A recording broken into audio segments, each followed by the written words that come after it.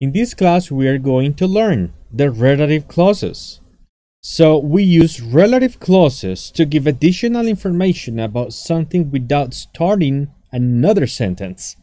By combining sentences with the relative clause, your text becomes more fluent and you can avoid repeating certain words. That is the main idea when using relative clauses. And here's an example.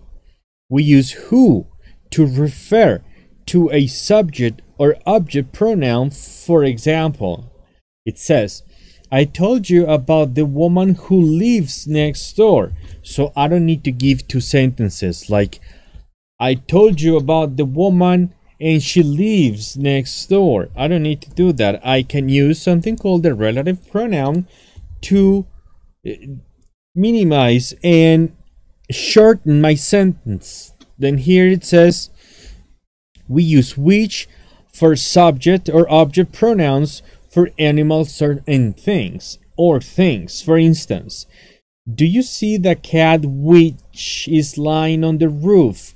Which is referring to the cat. So I just need to know it so I know the kind of object you're referring to. Then we can also use which to refer to a whole sentence.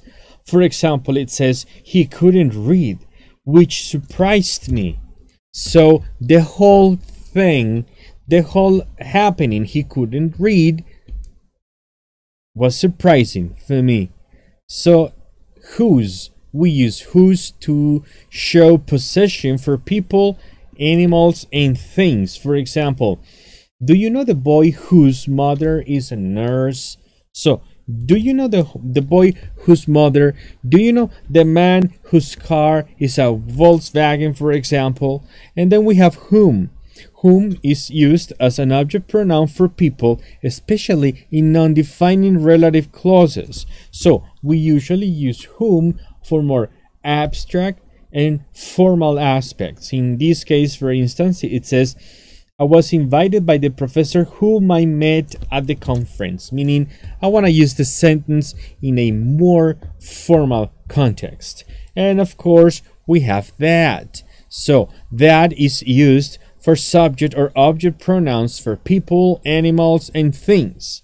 For example, it says, I don't like the table that stands in the kitchen. So this is the way for me to show the objects I am referring to. Another important aspect for us to understand is the relative adverbs. So what can we say? A relative adverb can be used instead of a relative pronoun plus preposition. This is the difference. You're going to use it with a preposition and you're going to refer to a person, a place. For instance, this is the shop in which I bought my bike. You can also say, this is the shop where I bought my bike. Both are okay, both are correct. So I can use these relative adverbs. For example, when, the day when we met him. For example, where, the place where we met him. And why. So for example, the reason why we met him. Then we can use these non-defining relative clauses, but you just want to remember the most important hint to notice here. I think I scrolled down too much. You want to remember this. You want to remember that in this case, if you have a person, you need to have the relative pronoun who and then a verb. Then you can have an object or thing. Then you want to have which plus a verb, and then you can have a person or an object.